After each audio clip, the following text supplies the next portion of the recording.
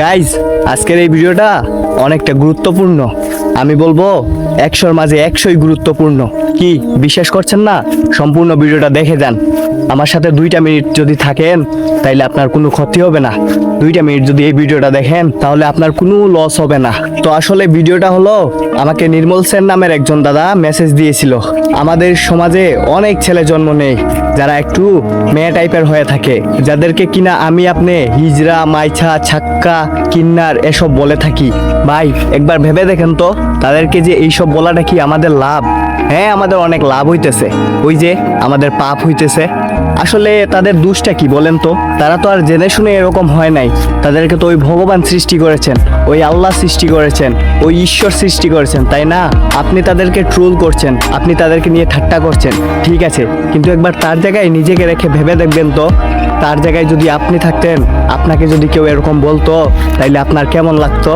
হ্যাঁ, এটা আমি মানি যে খারাপ ভালো সবার ভিতরেই থাকে, তাদের মধ্যেও অনেকজন খারাপ আছে, আবার বেশিরভাগই ভালো আছে। কিন্তু আমরা খারাপের সাথেও খারাপ আচরণ করব বা ভালোর সাথেও খারাপ আচরণ করব, এটা কি ঠিক?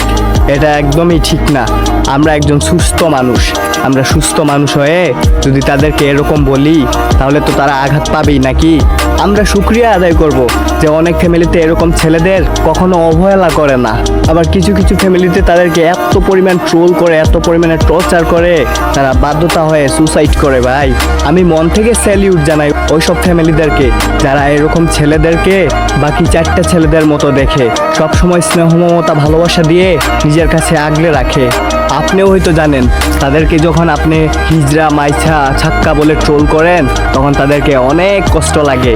আজকে আপনি তাদেরকে এরকম বলছেন, ঠিক আছে, কিন্তু ভগবান না করুক যদি আপনারও ফ্যামিলিতে এরকম কেউ একজন যখন জন্ম নিবে, তখন যদি তাকে কেউ এরকম বলবে, তখন আপনার কেমন লাগবে সেটা একবার ভেবে দেখবেন তো। আমি মন থেকে চাই যে এইরকম অসহায় মানুষ কারো ফ্যামিলিতে যেন জন্ম না হোক। আর যদিও বা কারো ফ্যামিলিতে থাকে তাইলে তাকে কখনো অবহেলা করবেন না। যদি আপনার তাকে ভালো না লাগে তাইলে তার থেকে দূরত্ব বজায় রাখেন। তবে এরকম মানসিক চাপ দিয়ে তাকে ট্রোল করা বা তাকে নিয়ে ঠাট্টা করা এসব করবেন না, বুঝছেন? এসব ট্রোল আর ঠাট্টা যদি তারা সহ্য না করতে পেরে সুসাইড করে, তাহলে আপনি সারা জীবনের জন্য তার কাছ থেকে পাওয়া অভিশাপকৃত হয়ে যাবেন।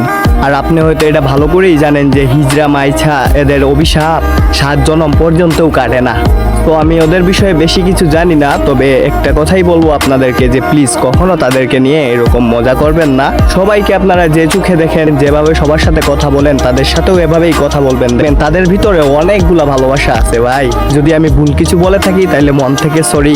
সবাই ভালো থাকবেন, সুস্থ থাকবেন, দেখা হবে নতুন একটি ভিডিওতে। ধন্যবাদ সবাইকে।